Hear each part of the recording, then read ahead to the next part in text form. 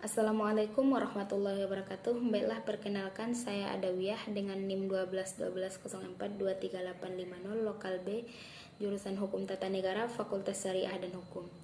Dan di sini saya akan menjawab pertanyaan UTS Hukum Adat yang telah diberikan oleh Bapak.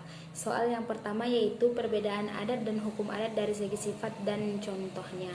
Kalau menurut pendapat saya sendiri, untuk adat adalah suatu aturan yang berlaku di masyarakat atau di daerah yang sifatnya tidak tertulis dan sifatnya itu secara turun-temurun yang sejak zaman dulu dari nenek moyang sampai saat sekarang ini, sehingga menjadi sebuah tradisi atau ciri khas tersendiri bagi daerah tersebut. Sedangkan hukum adat adalah aturan yang tidak tertulis yang memikat bagi masyarakat Indonesia, yang bersumber dari alat-alat perlengkapan masyarakat yang dapat dilihat dari segi pemakaiannya, sehingga perilaku atau tingkah laku dalam kehidupan bermasyarakat, dan bagi yang melanggar hukum adat tersebut akan dikenakan sanksi. Kalau untuk contoh adat seperti di kampung saya sendiri, yaitu mandi balimau yang diadakan sehari sebelum bulan puasa. Mandi balimau ini diadakan di sungai dan masyarakat setempat atau orang-orang tersebut akan mengadakan mandi balimau. Setelah diadakannya mandi balimau, orang tua akan mengadakan secara bermaaf-maafan untuk menyambut kedatangan bulan puasa.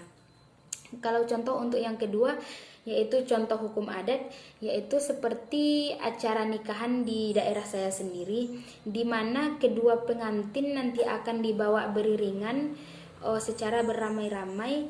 Pengantin laki-laki dan pengantin perempuan akan dibawa ke masjid. Di situ nanti kedua pengantin akan dikasih nasihat atau petuah-petuah dari kiai-kiai atau buya-buya yang telah diadakan untuk mengarahkan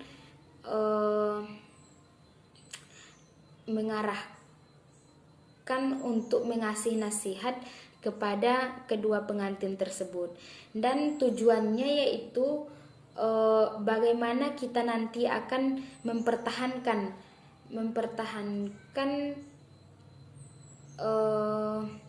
pernikahan kita sampai akhir.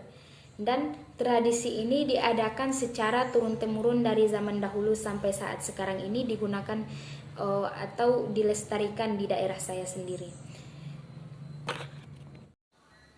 Baiklah, saya akan menjawab pertanyaan yang nomor 2, yaitu teori yang menunjukkan adanya keterkaitan agama terhadap hukum adat dan contohnya.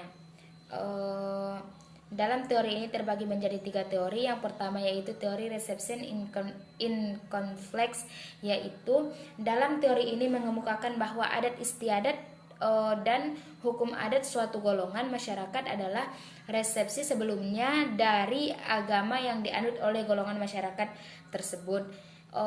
Misalkan seperti contohnya yaitu di daerah Aceh, hukum Islam dan hukum adat tidak bisa dipisah ceraikan karena seperti hubungan zat dan sifatnya.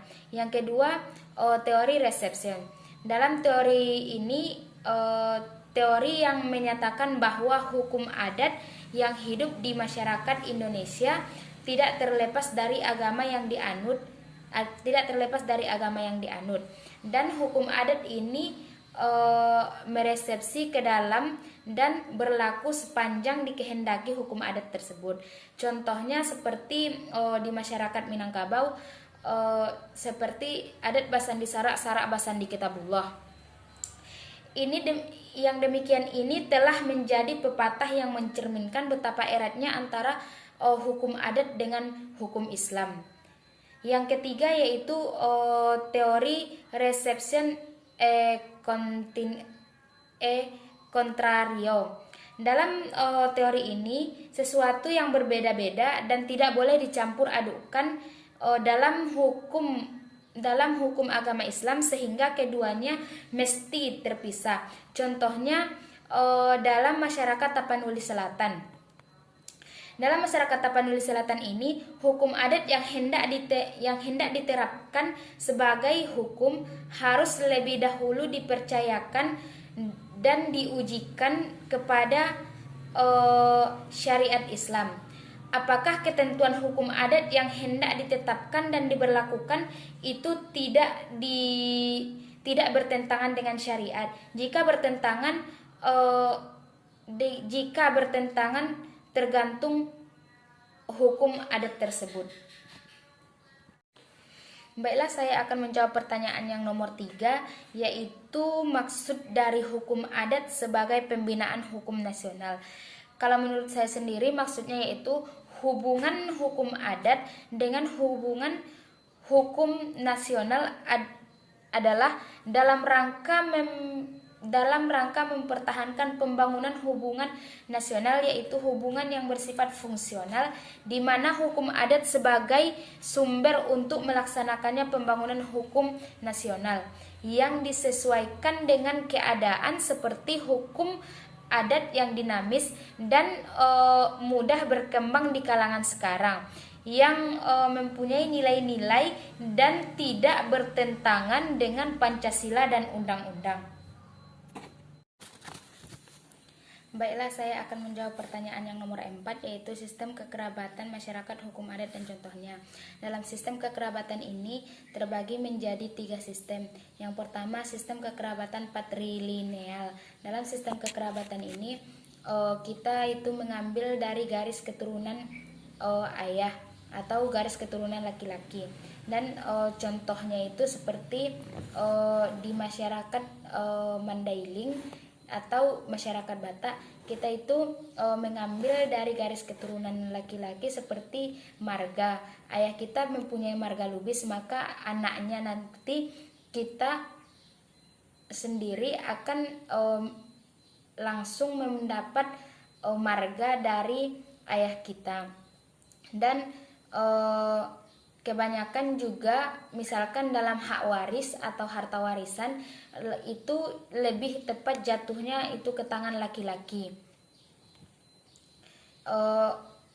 Kalau untuk yang perempuannya kita cuma dapat 1/8 dan selebihnya itu di hak milik laki-laki.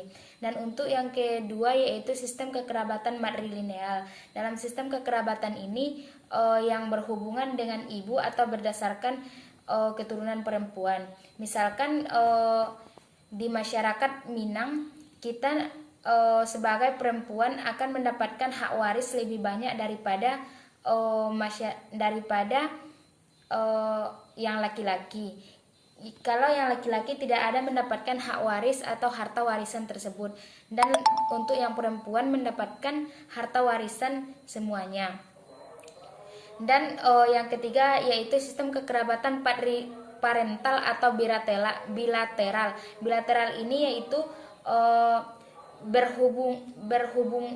menghubungkan diri dengan kedua orang tuanya. Misalkan menghubungkan diri dengan kedua orang tuanya dalam hak warisnya, dalam harta warisan kita bisa mendapatkan harta warisan dari ibu, dari keluarga yang perempuan, dan kita juga mendapatkan harta warisan dari ayah atau keluarga yang laki-laki.